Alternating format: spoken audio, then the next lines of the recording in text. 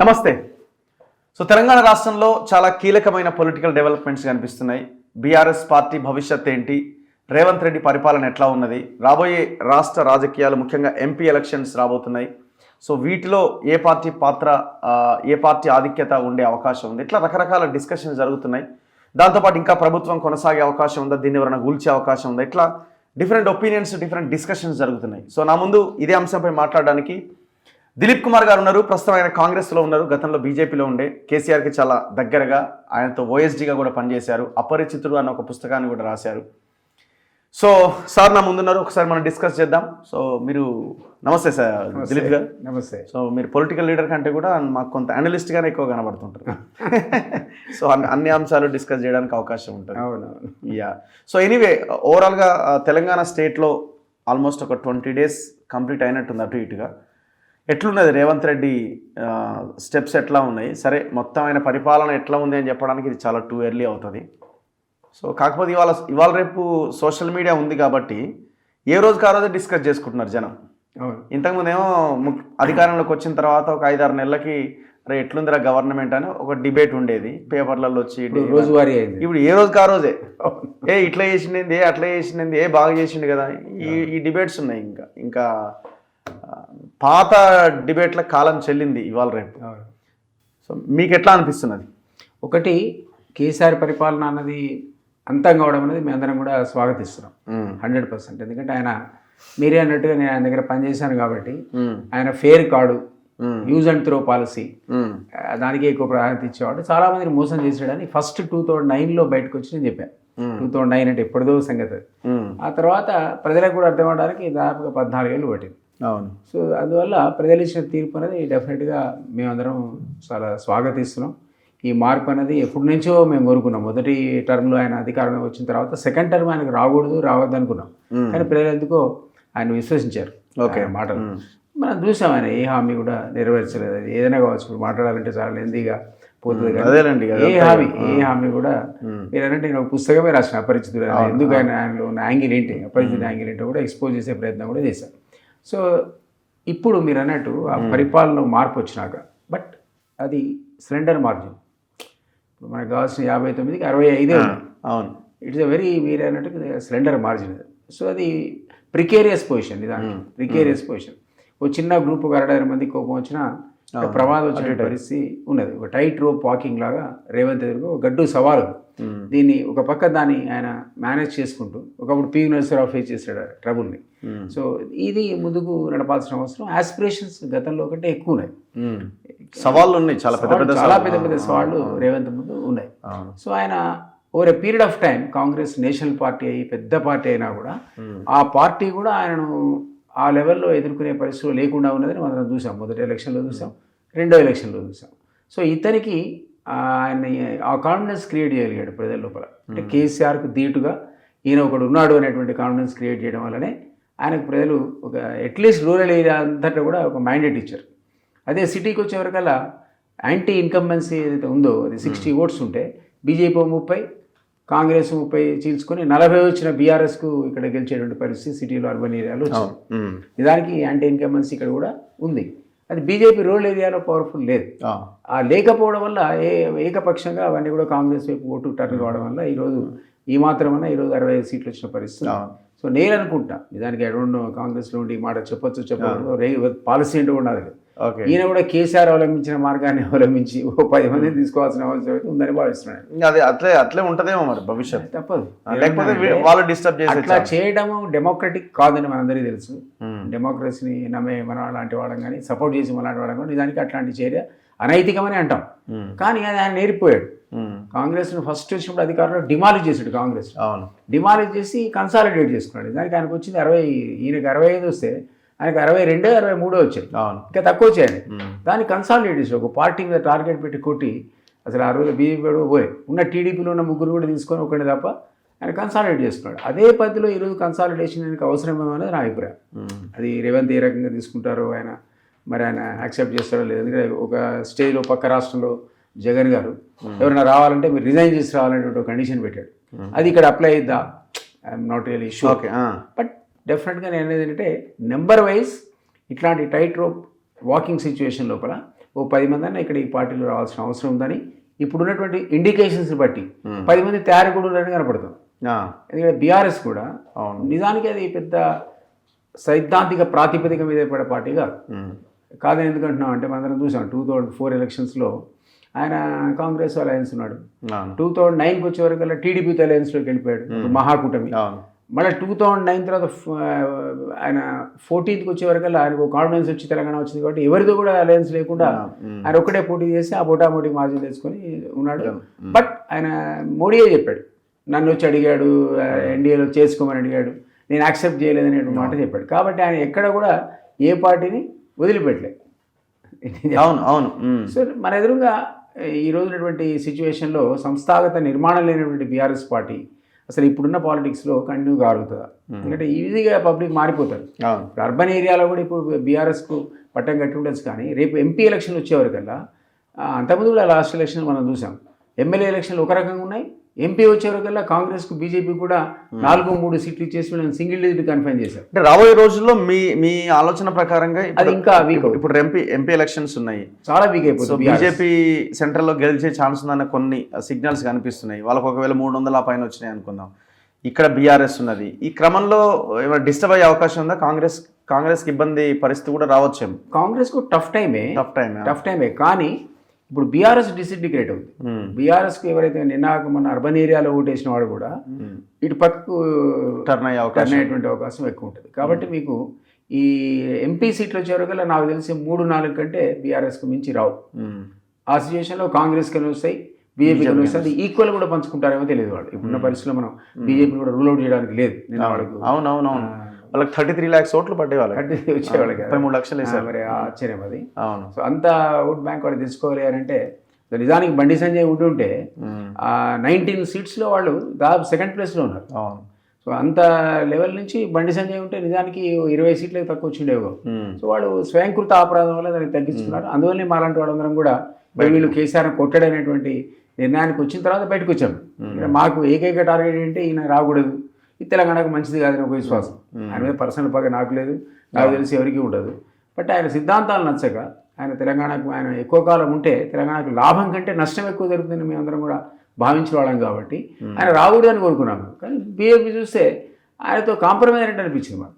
అందువల్లనే ఆయన ఎప్పుడైతే సంజయ్ నాయకత్వం మారిందో మాలాంటి వాళ్ళందరూ కూడా బయటకు వెళ్ళి కాంగ్రెస్కి వెళ్ళిపోయే పరిస్థితి. ఇప్పుడున్న సిచ్యువేషన్లో రేవంత్కి కొంతమంది ఎమ్మెల్యేలని తీసుకోక తప్పని పరిస్థితి ఉందని మీరు అనుకుంటున్నారు? నేను డెఫినెట్లీ అనుకుంటున్నాను. ఆయనకు అవసరం ఉంది, తీసుకోవాలి. నేనేం చెప్పలేదు ఇంకా, బట్ మీరు అడుగుతున్నారు, నా అనాలిసిస్ చెప్తున్నాను.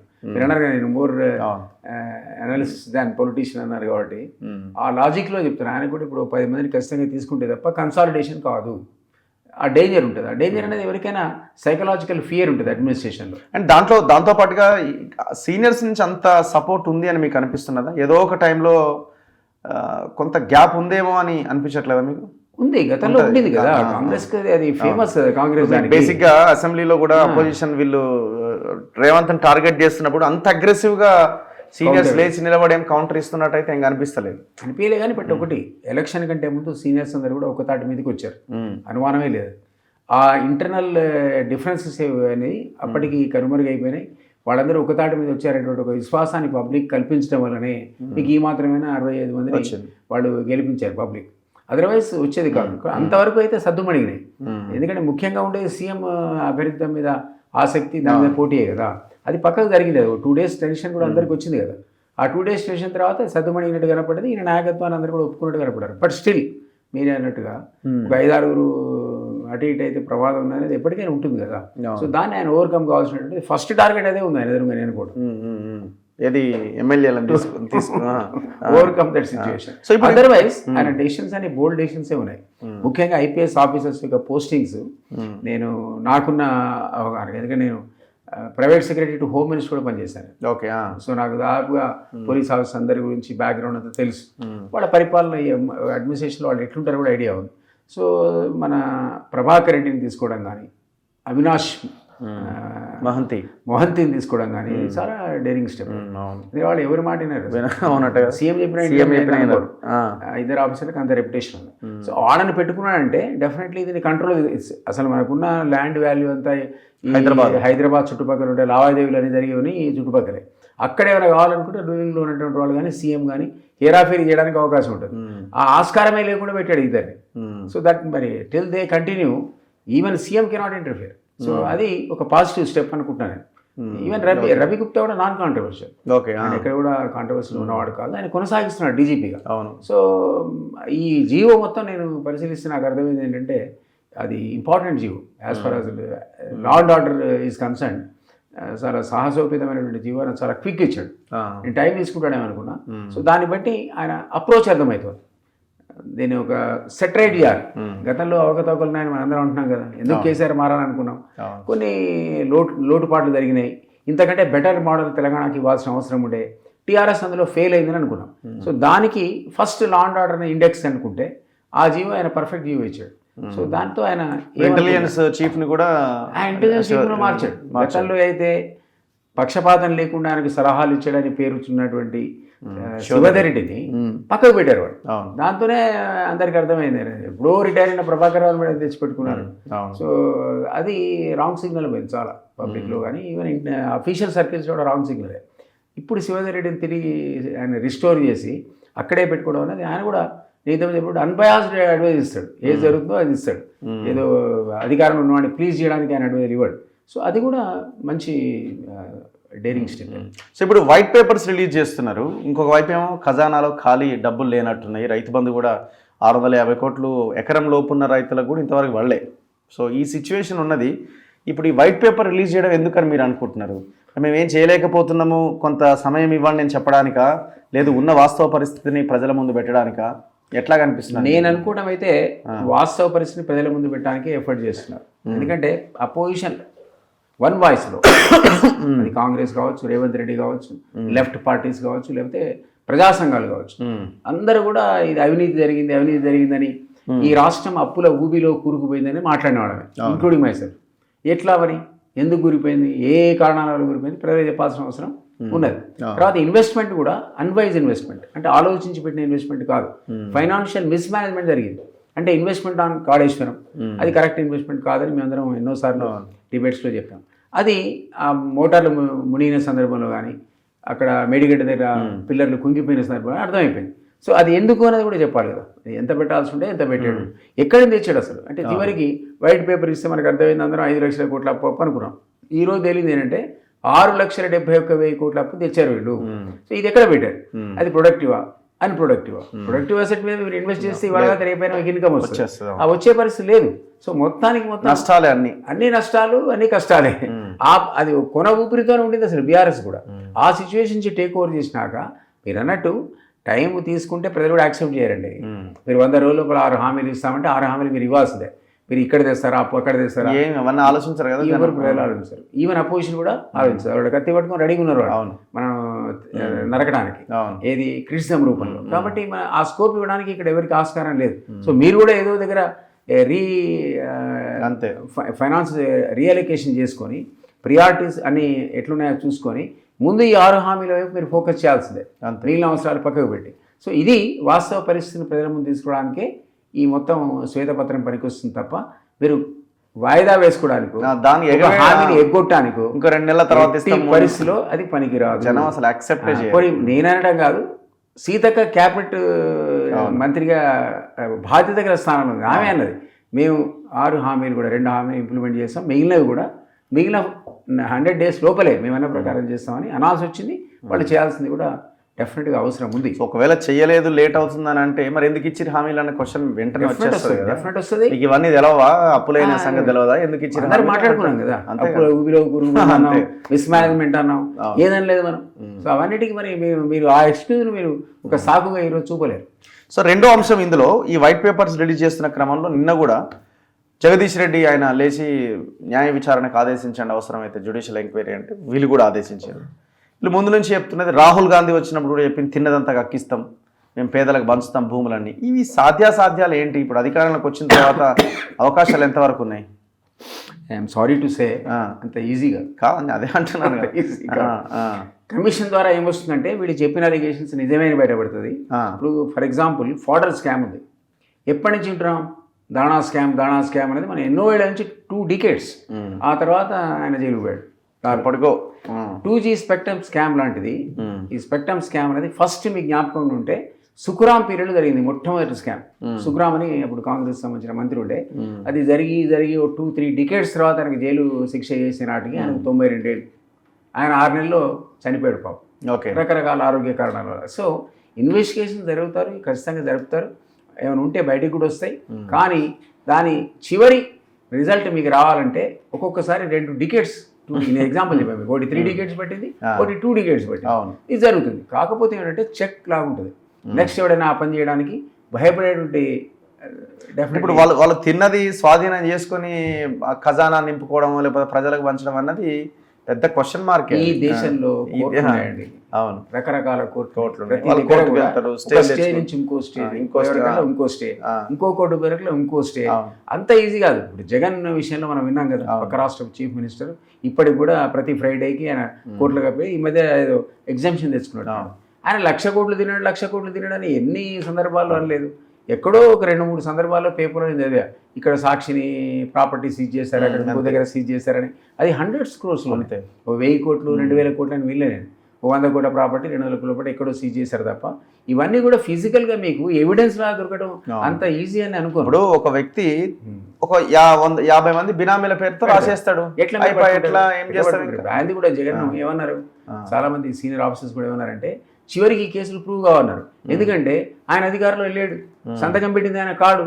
సో ఏదో ఒక స్టేజ్లో ఒక కోర్టు అసలు ఈయనకే సంబంధమైనటువంటి పరిస్థితి వస్తుంది కొన్ని సందర్భాలు. మీరంటే ఎవరైతే ఇట్లాంటి బినామీలు ఉన్నారో వాళ్ళని పట్టుకొచ్చి మీరు ఆస్తులు స్వాధీనపరచుకోవడం అనేది అంత సులువు అని ఈ వ్యవస్థలో అయితే అనుకోను. అట్లా అని నేను ఇన్వెస్టిగేషన్ ఆపుతారని కానీ జ్యుడిషియల్ ఎంక్వైరీ కాదు, బయటికి రావడానికి వాస్తవాలు ఖచ్చితంగా బయటికి రావడానికి ఇది నిజమైనడానికి అవన్నీ పనికి వస్తాయి. దెన్ నెక్స్ట్ ఇట్లాంటి పని చేయదలుచుకుంటే ఒక డిటరెంట్ లా పనిచేస్తుంది. ఎందుకొచ్చి కూడా బాబు నేను కూడా రేపు పొద్దున ఈ ప్రజలు ఎదుర్కోవాలి, లేకపోతే కోర్టులు ఎదుర్కోవాలి, లేదా నేను జైలు పోవాల్సి వస్తాను అనుకోవడానికి పనికి వస్తాయి. అంతేగాని అవన్నీ రికవర్ చేసి మీ అకౌంట్లో నా అకౌంట్లో వేస్తారనుకుంటే దురాశ అవుతుంది. సో ప్రజలు ఎక్కువగా ఏదో అద్భుతాలు జరుగుతాయని అనుకోవడానికి కూడా వీలు లేదు. I think so. అంతే, అఫ్ కోర్స్ దాంట్లో ఇంకా మనం సెకండ్ ఆప్షన్ ఆలోచించాల్సిన అవసరం కూడా లేదు. సో ఇంకా మిగతా అంశాల విషయానికి వస్తే భవిష్యత్తులో ఇప్పుడు ఎంపీ ఎలక్షన్స్ రాబోతున్నాయి. ఫ్యూచర్లో బీఆర్ఎస్ భవిష్యత్ ఏంటని మీకు అనిపిస్తున్నది? బీఆర్ఎస్ అనేది ఒక వ్యక్తి మీద ఆధారపడి నిర్మాణమైనటువంటి పార్టీ. నిజంగా ఉద్యమ నేపథ్యం ఉంది. ఉద్యమం ఉండడం వల్ల అంతర్లీనంగా మండుతూ ప్రజ్వలితూ వస్తున్నటువంటి అద్భుతమైన అగ్నిపర్వతం ఉంది. కాబట్టి దాన్ని ఆయన అవకాశంగా మలుచుకొని ఒక ఉద్యమాన్ని మలిచాడు తప్ప తనే దాన్ని నాతో ఒక్కడితో కాదని చెప్పి, ఒక టీఆర్ఎస్తో కాదని చెప్పి కాడెత్తేశాడు. ఎత్తి ప్రొఫెసర్ కోదండరామని ప్రమోట్ చేస్తే తప్ప ఇతర పార్టీలు చేరలేదు. ఆ రోజుల్లో ప్రతి వాళ్ళ కూడా కాన్ఫిడెంట్ సిచ్యువేషన్. మీరు జై తెలంగాణ పోతే మీకు they use to Haeckel you, మిమ్మల్ని అయినా నన్నైనా అపహాస్యం చేసే పరిస్థితి. మనం ఎన్ని సందర్భాల్లో వాళ్ళపై చెప్పులు వేయడం చూడలేదు, కోడి గుడ్డలు కేకే లాంటి వాడు పాపం రాజీనామా చేసి అనుకుంటారు, ట్యాగ్ మనీ విభూతి ఆడబడి అంటే జనార్దన్ అనేటువంటి వాడు రాజీనామా చేసిపోతే పట్టుకొని కుట్టారు ఉస్మానియా విద్యార్థులు. అట్లాంటి వోలటైల్ సిచ్యువేషన్లో ఉన్నటువంటి అవకాశాలను ఆయన పురోధి చేసుకొని తెలంగాణ ఉద్యమ నిర్మాణం చేసి దాన్ని సారథ్యం వహించాడు కొంతకాలం. కాబట్టి ఆయనకు అడ్వాంటేజ్ వచ్చింది. ఇప్పుడేముంది అసలు ఆ సంస్థా నిర్మాణం పోయి తన అధికారంలోకి వచ్చినాక ఆయన చేశాడా అంటే ఆయన చేయలే. వేరే పార్టీ వాళ్ళని తీసుకున్నాడు, కొంచెం చోట వ్యక్తులను తీసుకొచ్చాడు. ఇప్పుడు ఇంటికి పోయి తుమ్మలాశ్రమం తీసుకొచ్చాడు. నలుగురు తప్ప అంతే, ఆ నలుగురు తప్ప ఇంకో నాయకుడు నిలబడి ఈ పార్టీని నిలబెడతా అనేటువంటి వాడు ఎవడైనా నలుగురులో కూడా కలయిక ఎక్కడిది? ఆ నలుగురులో మళ్ళీ ఇంకొకటి సీఎం అయితే ఇంకోటి ఒప్పుకోడు. ఇది ఒక ప్రాబ్లం. సో ఇట్లాంటి సందర్భంలో ఆ పార్టీలో సీఎం అనేవాడు ఆల్రెడీ 68-69 yearsకి వచ్చాడు. అంత ఇదివరకు అంత ఫోకస్ చేసే పరిస్థితి లేదు, అట్లాంటి సెంటిమెంట్ లేదు. రీసెంట్గా ప్రజల తీర్పు మీకు అగెనిస్ట్ ఉంది. దాన్ని ఫేస్ చేసి కౌంటర్ చేసేటువంటి సంస్థ. ఇప్పుడు మాకు 39 వచ్చినాయి, మీకు 64 దగ్గరనే ఉన్నారు, మీరు కూలగొట్టడం మాకు పెద్ద సమస్య కాదని స్టేట్మెంట్ ఎందుకు వస్తుంది? ఆ 39, 25 అయితే అంటున్నాను నేను 10 రోజులు. ఓకే, అదొకటి. తర్వాత 25 మంది గట్టిగా కూడా కొట్టేవాడు వాయిస్ కూడా అసలు గతంలో వాడు వాయిస్ వినిపించిన వాడు కాదు, రేపొద్దున వినిపిస్తారు. ప్రజా సమస్యల మీద నిలబడి కొట్టాడేవాడు, ఎవరైనా క్యారెక్టర్ ఉన్నవాడు. నాకు ఉంటే ముగ్గురు ఉంటే ఉండొచ్చు, నేను కాదన్నాను. ఏ గడియన్స్ ఎలాంటి వాడు అట్లాంటి 10 మంది ఉంటారేమో.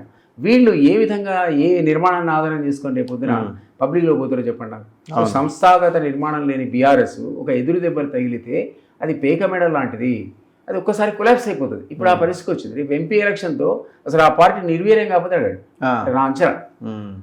Some times you may go wrong, ఇది డిఫరెంట్ థింగ్. కానీ దానికి ఆ సైద్ధాంతిక ప్రాతిపదిక లేదు, ఉద్యమం తప్ప.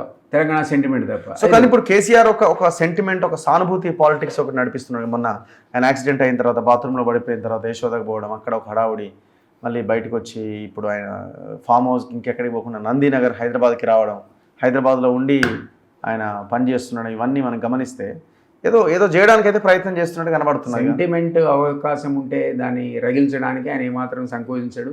మ్యాక్సిమం ఆయన సిచ్యువేషన్ యూటిలైజ్ కూడా చేసుకున్నాడు. కేపాల్ మీ స్టేట్మెంట్ విన్నారో లేదు, ఆయన అన్నాడు ఆయన జీవితంలో ఎప్పుడో ఒకసారి ఒక మిరాకిల్ చేశాట. ఇప్పుడు సీల్డ్ బాక్స్లో శవం పట్టుకొస్తే లేవు నువ్వు లే అంటే భగవంతుడి దయతో ఆడు లేచేటాడు. అది ఫస్ట్ మిరాకిల్, లాస్ట్ మిరాకిల్ అంటే ఆయన చేసింది. సెకండ్ మిరాకిల్ కేసీఆర్ అదే అన్నాడు ఆయన. ఎందుకంటే ముందు రోజు ఆపరేషన్, తెల్లారి వాకర పట్టుకుని నడుస్తున్నాడు. సో ఆ మాట నేను కూడా ఆ టీవీ చూసి అదే అనుకున్నా, అది ముందు రోజు ఆపరేషన్ అయితే తెల్లారి నడవడం ఏంటి. బేసిక్గా టెక్నాలజీ పెరిగింది కదా, అట్లే చేస్తున్నారు కదా, ఇమీడియట్ గా నడిపిస్తున్నారు. ఆయన అన్నాడు పాలదే కోటి చేస్తున్నారు, మిరాకిల్ అన్నాడు ఆయన. సో అట్లా ఆయనే వదిలేడు దాన్ని. ఆ విధమైన పరిస్థితిలో అవసరానికి మీరు అన్నట్టు ఇప్పుడు తెల్లారి నడిపించి 3వ రోజు డిశ్చార్జ్ చేస్తున్నారు. అసలు ఆయన డిశ్చార్జ్ కాదే కదా. ఆయన ఎందుకు కాలేదంటే ఇక్కడ రెడీ చేస్తున్నారు, నగర్ లో ఇల్లు రెడీ చేయడానికి లేట్ అయింది. కలర్స్, గేట్లు గీట్లు అంతా హడావుడి. ఏదైనా సెంటిమెంట్ ఆయన వదిలేడండి. గతంలో నా అనుభవంతో కూడా అప్పుడు డాక్టర్స్ ఆయనకు ఒక స్టిక్ పట్టుకొని 4 రోజులు నడవమన్నాడు. 3 నెలలు నడిచాడు ఆయన. నేను కూడా అయిపోయి ఈ స్టిక్ ఇంకెందుకు సార్ తీసడం, డాక్టర్ 4 రోజులు నడవడం, 3 నెలలు నడిచాడు, ఇదిలో ఊరుకోన్నాడు. సెంటిమెంట్ను ఎంత మ్యాక్సిమం మనం ఎన్కాష్ చేయొచ్చో అతనికి తెలిసినంత మీకు నాకు కూడా తెలియదు. కానీ హాస్పిటల్లో ఎమోషనల్ అయ్యిండు, కొంచెం ఏడ్చినట్టుగా ఒక వీడియో వచ్చింది. ఇవన్నీ పెద్ద అధికారం, తన చేతిలో ఉన్న అధికారం కోల్పోయిన తర్వాత ప్రజలను మరొకసారి మోసం చేయలేకపోయినప్పుడు సహజంగా ఆయన ఉద్యోగానికి లేదా దీనికి గురవుతాడు కదా. సో అదే తప్ప అంటే natural for anybody for any person. ఆ మాత్రం అధికారం కోల్పోయినాక అంత పెద్ద సెక్రటరియట్ కట్టుకున్నాడు, కొడుకు సీఎం వేసి కూర్చోబెడతాం. అందులో రేవంత్ రెడ్డి కూర్చున్నాడు. ఇక్కడేదో బ్రహ్మాండంగా భవంతి కట్టి ప్రజాభవన్ కంచెనేసి ఎవడు రాకుండా పెట్టుకుంటే ఈటలాగా లాంటి లోపల నిధులు ఈడ్చాడు. అట్లాంటిది కాస్త కంచెని తీసి పారేసి మీరు పోవచ్చు నేను పోవచ్చు ఆ పరిస్థితి కూడా. సో ఇవన్నీ కూడా మరి ఆయనకు చాలా నిరుత్సాహం కలిగించే అంశాలే కదా. ఆ ప్లానింగ్ అనేది దెబ్బతిన్నది కదా. సో ఆయన బేసికల్గా మెంటల్ కండిషన్ ఎట్లా ఉంటుంది అంటే ఆయన ఆలోచించే విధానం ఎట్లా ఉంటుంది? అవకాశం ఉంటే సెంటిమెంట్ వాడుకుంటాడు, అన్ని రకాలుగా ప్రజలు మోసం చేస్తాడు. అంటే సారీ టు సే దట్. అంతేనండి. బట్ ఆయనతో సుదీర్ఘకాలం సన్నిహితంగా ఉంటే మీకు జ్ఞాపకం 2009లో ఫస్ట్ బయటకు వచ్చి నేను చెప్పాను లంగా దొంగ. అప్పుడు జయశంకర్ సార్ వచ్చి నన్ను గోపడ్డాడు, అరే ఉద్యోగ నేతని పట్టుకొని ఏంటా మాటలు ఉన్నమాట కదా సరే అంటే ఉండు, తెలంగాణ వచ్చిన తర్వాత మాడదు అన్నాడు. అందుకే తెలంగాణ వచ్చినాక ఆగి పుస్తకం రాశా పరిధులని. నిజంగానే మరి ఉద్యమానికి ఏమాత్రం తేడా వచ్చినా మనకు కూడా నష్టమైనటువంటిది లాజికల్లీ కరెక్ట్. అప్పుడు అట్లా మాకు అప్పుడే తెలుసు ఆయన ఈ విధమైనటువంటి మోసాలకు పాల్పడతాడు. మండ వెంకటేశ్వర ఇంటికి పోయి తీసుకొచ్చాడు, తర్వాత ఇక్కడ వదిలిపెట్టాడు తెలియదు రోడ్డు మీద. తుమ్మల నాగేశ్వరం ఇంటి నుంచి పట్టుకొచ్చాడు. ఆయన వదిలేస్తే పాపం కాంగ్రెస్ మళ్ళా మంత్రి అయ్యాడు. ఎంతమంది అసలు మీరు కోకొల్లలుగా ఉన్నారు కదా ఉద్యమకారులు. ఆయన వాడుకుని గాది ఇన్నారెడ్డి ఎంతమంది చెప్పాడు, ఎందరో మంది ఉన్నారు. కేకే మహేందర్ రెడ్డి, గాది ఇన్నారెడ్డి, జిట్టా మళ్ళీ జిట్టా అయినాకి ఆశ్చర్యం. మళ్ళీ ఆయన విచిత్రం అనమాట. వాడు మళ్ళీ ఎట్లా నమ్మారు, అంత మోసపోయిన వాడు. సో నాలాంటి వాడు అందరూ కూడా గద్దరు. 3:30 గంటలు ఆయన ఇంటి ముందు నిలబడితే అపాయింట్మెంట్ కోసం ఊహ కూడా అన్నటువంటి విషయం. అట్లాంటి కానీ ఇప్పుడు సరే కేసీఆర్ కొంత ముందుకొచ్చి చేసే అవకాశం ఉండదంటారా పార్టీని?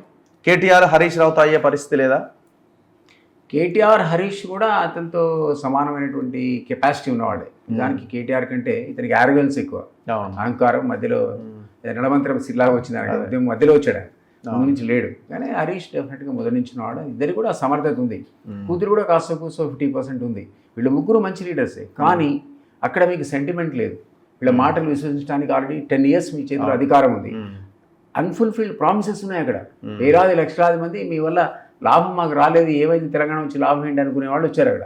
సో వాళ్ళని మీరు ఏ విధంగా కన్విన్స్ చేస్తారు? మన కొత్తవి ఏ విధమైనటువంటి అంత ఆవేశానికి లోనైనటువంటి కానీ, ఉద్యోగానికి లోనైనటువంటి కానీ, లేదా పద దూగుదాం పద నిప్పులు అనేటువంటి అసలు ఆ తరుణం లేదు కదా. సో మీరు అంటున్నారు ఎంపీ ఎలక్షన్స్ తర్వాత బీఆర్ఎస్ కష్టమైన పరిస్థితి. అసలు మీకు ఎంపీ ఎలక్షన్లోనే బీఆర్ఎస్ 3 నెంబర్ దాడదని అనుకుంటున్నాను. వాళ్ళు సింగరేణి కూడా కంటెస్ట్ చేస్తారు. అయిపోయారు ఏం చెప్పండి. సింగరేణి అయితే నేను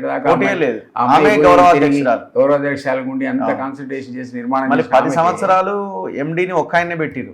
వాళ్ళ గ్రిప్ లోనే ఉంది వ్యవస్థ. డెఫినెట్లీ అందులో ఎంత సింగరేణిని అధ్వానంగా నడిపారు.